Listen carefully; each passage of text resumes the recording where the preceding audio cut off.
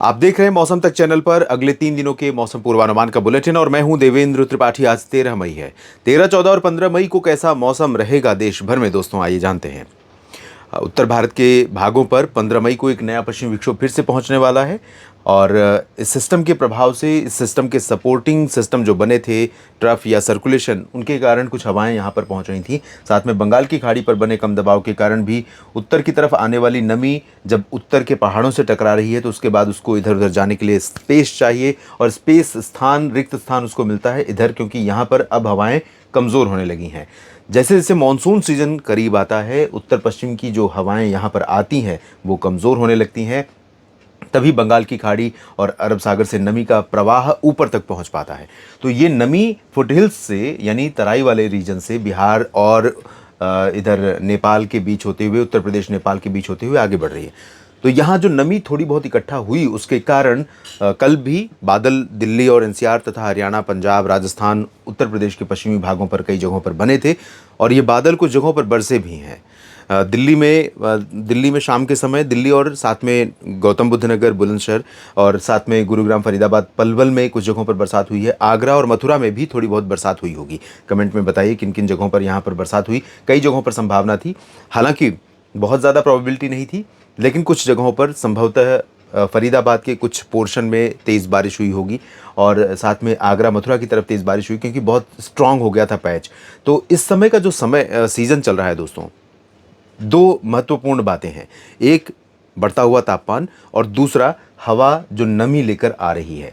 तो नमी लेकर आने वाली हवाएं अगर ज़्यादा मात्रा में हवा पहुंचेगी, ज़्यादा मात्रा में नमी पहुंचेगी उस क्षेत्र में जहां पर तापमान ज़्यादा ऊपर जा रहा है, जैसे उदाहरण के तौर पर हम बाड़मेर को ले सकते हैं। राजस्थान के दक्षिण पश्चिमी ज़िले बाड़मेर में कल 47.4 डिग्री सेल्सियस तापमान रिकॉर्ड किया गया, जो कि अपने आप में रिकॉर्ड तोड़ है और इस साल, इस सीज़न का राजस्थान का सबसे अधिक तापमान है। हालांकि भारत की बात नहीं करूंगा, क्योंकि भारत में बांदा में अप्रैल में ही उत्तर प्रदेश में जा चुका है तापमान 48 डिग्री के करीब, 47.6।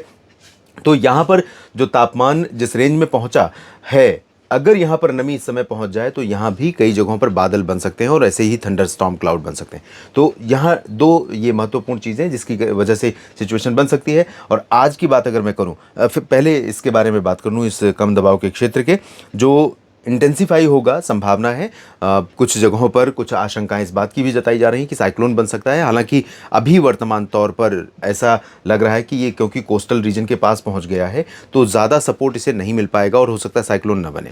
लेकिन इंटेंसिफाई यानी प्रभावशाली होकर के हो सकता है कि डिप्रेशन तक जाए। डिप्रेशन बने या ना बने, जिस इंटेंसिटी में अभी भी है, ये कहीं ना कहीं मानसून की हवाओं को आकर्षित करने लगा है भारत की तरफ और अरब सागर, बंगाल की खाड़ी, दोनों जगहों पर हिंद महासागर के भूमध्य रेखा पास वाले क्षेत्र में काफ़ी अच्छी सिचुएशन बनने लगी है और इसके कारण देश में कई जगहों पर बरसात की संभावनाएं बनने लगी हैं और मानसून के आगे बढ़ने की संभावनाएं बनने लगी हैं।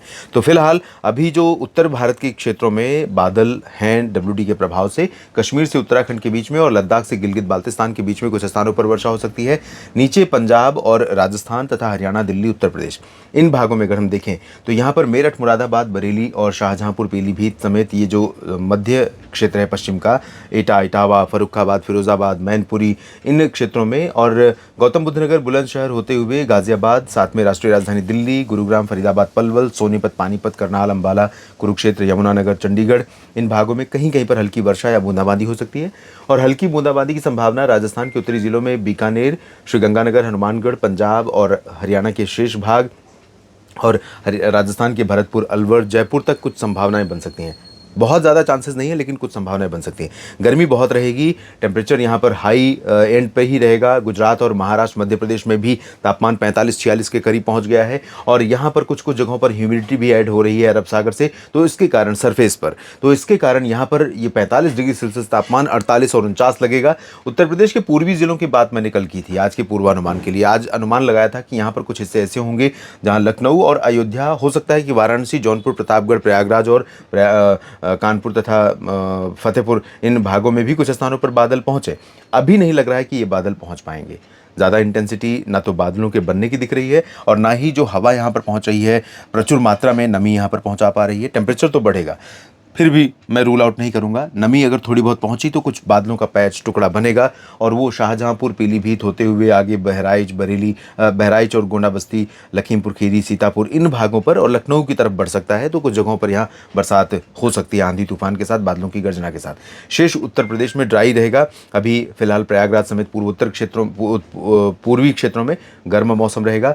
बिहार में भी पटना से भागलपुर के नीचे का हिस्सा, झारखंड, पश्चिम बंगाल, उड़ीसा, छत्तीसगढ़, मध्य प्रदेश, महाराष्ट्र, गुजरात, यहाँ पर ड्राई रहेगा। उत्तर पूर्वी बिहार में कई जगहों पर, सिक्किम, उप हिमालय, पश्चिम बंगाल, अरुणाचल, असम, मेघालय, नागालैंड, मणिपुर, मिजोरम, त्रिपुरा यानी पूर्व उत्तर के कई हिस्सों में मध्यम से तेज वर्षा हो सकती है। आंध्र प्रदेश के तटों पर और कुछ आंतरिक रीजन, तेलंगाना तथा तमिलनाडु के आंतरिक हिस्से, कर्नाटक, महाराष्ट्र के साउथ पोर्शन, गोवा, यहाँ पर भी बादल अब बढ़ेंगे। केरल और लक्षद्वीप में कई जगहों पर बादल बनेंगे और बरसात हो सकती है। अंडमान व निकोबार द्वीप समूह में कई जगहों पर व्यापक वर्षा की संभावना है। इसके बाद बात करते हैं कल 14 मई की। 14 मई को देखिए तो उत्तर भारत के पहाड़ों से लेकर पूर्वोत्तर के पहाड़ और कुछ निचले हिस्से भी प्रभावित होंगे। बिहार पर भी प्रभाव रहेगा। तो यहाँ उत्तर प्रदेश और पंजाब, हरियाणा से लेकर बिहार के दक्षिणी भाग, साथ में झारखंड और छत्तीसगढ़, मध्य प्रदेश, महाराष्ट्र और गुजरात, राजस्थान, इन सभी भागों पर dry weather, hot weather condition लगातार प्रिवेल करेगी। कुछ कुछ बादल यहाँ पर बन सकते हैं, इंक्लूडिंग नॉर्थ राजस्थान, पंजाब, हरियाणा, दिल्ली, उत्तर प्रदेश के पूर्वी रीजन, बिहार, झारखंड और छत्तीसगढ़ के उत्तरी रीजन तथा मध्य प्रदेश के पूर्वी हिस्से। बाकी जगहों पर भयंकर गर्मी, तेज हवाएं, लू का प्रकोप, यहां पर बचकर रहना होगा। बाकी जगहों पर भी बचकर रहना होगा गर्मी से। ओडिशा, छत्तीसगढ़, आंध्र प्रदेश के भागों में लाइट रेन कहीं कहीं पर, जबकि तमिलनाडु, केरल, कर्नाटक के भागों में और महाराष्ट्र के तटों पर बारिश की गतिविधियों में बढ़ोतरी होने की संभावना है। पूर्वोत्तर में ठीक ठाक बारिश जारी रहेगी। इसके बाद हम बात करते हैं 15 मई की। 15 मई को दोस्तों दक्षिणी प्रायद्वीपीय भारत और मध्य भारत के पूर्वी हिस्सों पर बारिश की गतिविधियां, बारिश का दायरा बढ़ने की संभावना है और पूर्वोत्तर में बारिश जारी रहेगी। बिहार के तराई से लेकर के जम्मू कश्मीर तक बारिश जारी रहेगी, लेकिन निचले हिस्सों में, पंजाब में, राजस्थान में, हरियाणा, दिल्ली, चंडीगढ़, उत्तर प्रदेश और छत्तीसगढ़, मध्य प्रदेश, महाराष्ट्र, गुजरात, यहाँ पर कोई बहुत सिग्निफिकेंट वेदर कंडीशन नहीं दिखाई दे रही है, लेकिन गर्मी यहाँ पर भयंकर रहेगी। हालांकि राजस्थान में 47-48 से तापमान नीचे चला जाएगा क्योंकि यहाँ पर थोड़ी सी नमी ऐड हो रही है, लेकिन वो 1-2 डिग्री तापमान का गिरना और ज़्यादा अनकंफर्टेबल सिचुएशन यहाँ पर क्रिएट करेगा क्योंकि ह्यूमिडिटी बढ़ जाएगी, आर्द्रता बढ़ जाएगी, जिसके कारण यहाँ पर राजस्थान में और गुजरात, महाराष्ट्र, मध्य प्रदेश में मौसम और ज़्यादा असहज और ज़्यादा परेशान करने वाला बन जाएगा। तो सावधान रहिए। जहाँ पर बारिश हो रही है, अभी ये प्री मानसून की वर्षा है, तो इस प्री मानसून की वर्षा के दौरान भी कई बार आप देखते हैं लाइटनिंग होती है, तूफानी हवाएं चलती हैं, कई बार टीन, झोपड़े ये सब गिर जाते हैं, उखड़ जाते हैं। तो ये भी एक चैलेंजिंग सिचुएशन होती है और चैलेंजिंग सिचुएशन न सिर्फ प्री मानसून एक्टिविटी है, बल्कि ये जो गर्मी है, हीट वेव है, वो भी है। तो गर्मी से भी बचाव करना ज़रूरी है और हर वीडियो में मैं कहता हूं कि अपना ध्यान रखिए, लोगों को जागरूक कीजिए, मवेशियों का ध्यान रखिए और खुले में काम करने से 10 से 4 के बीच में बचिए जब भयंकर गर्मी का दौर होता है। और पानी अपने साथ लेकर ही बाहर निकलें। साथ में पूरा बदन ढका हो ऐसे कपड़े पहने, सूती कपड़े हों और अपने सर पर साफ़ा ज़रूर रखें। अगर आप खुले में साइकिल चला रहे हैं, बाइक से जा रहे हैं तो हेलमेट तो ज़रूर पहने और मुंह पर बांधें ताकि लू का प्रभाव शरीर के अंदर न प्रवेश करने पाए। और अगर आप खुले में काम कर रहे हैं, पैदल चल रहे हैं, तो सर पे साफ़ा ज़रूर रखिए, पानी साथ में हो, खाली पेट बाहर बिल्कुल ना निकलें।